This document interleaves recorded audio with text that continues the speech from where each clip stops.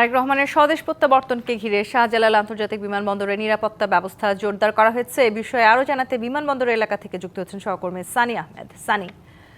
সানি, আশা করছি আমার কথা শুনতে পাচ্ছেন। নিরাপত্তা ব্যবস্থা জানার জন্য যুক্ত হতে চাই আমাদের সহকর্মী সানি আহমেদের সাথে। সানি, নিরাপত্তার স্বার্থে বিমানবন্দরে কি ধরনের পদক্ষেপ নেওয়া হয়েছে কিংবা বিমানবন্দরে যারা কর্তৃপক্ষ আছেন তারা কিছু জানিয়েছেন কিনা সে বিষয়ে বিস্তারিত জানাবেন।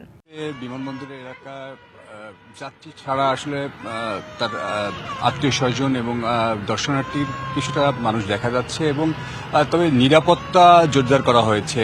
অর্থাৎ এখানে আমি 2-3 ধরনের নিরাপত্তা স্তর দেখেছি এবং একই সাথে এখানে সাদা পোশাকে নিরাপত্তা বাহিনীরা টহল দিচ্ছেন এবং কিছু সন্দেহজন গাড়ি এবং যাদেরকে মনে করা হচ্ছে তাদেরকে চেক করা যেতে পারে তাদেরকে চেক করে বিমানবন্দরের মধ্যে প্রবেশ করতে দিচ্ছেন। একই সাথে আপনি জানেন যে বিএনপি ভারপ্রাপ্ত চেয়ারম্যান তারেক রহমান স্বদেশ প্রত্যাবর্তনকে ঘিরে এই যে নিরাপত্তা জোরদার এবং করা হয়েছে এবং একই সাথে সারা বাংলাদেশেও নিরাপত্তা জোরদার করা হয়েছে। আপনি জানেন যে লন্ডনের হিথ্রো বিমানবন্দর থেকে আজ রাত 12টার দিকে তারেক রহমান এবং তারেক রহমানের পরিবারের সদস্যদেরকে নিয়ে বাংলাদেশ বিমানের 202 বিমানটি উড্ডয়ন করবে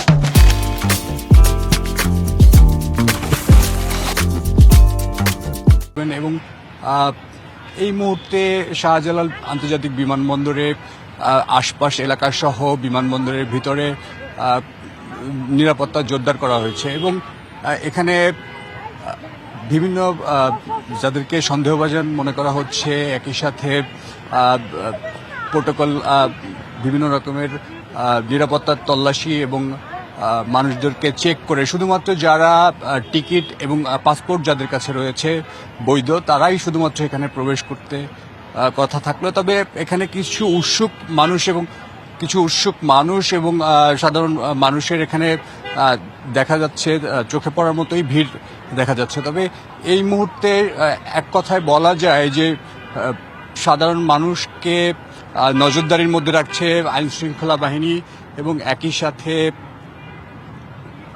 আইনশৃঙ্খলা বাহিনী নজরদারিতে রাখছে এবং এই ছিল আমার কাছে সর্বশেষ।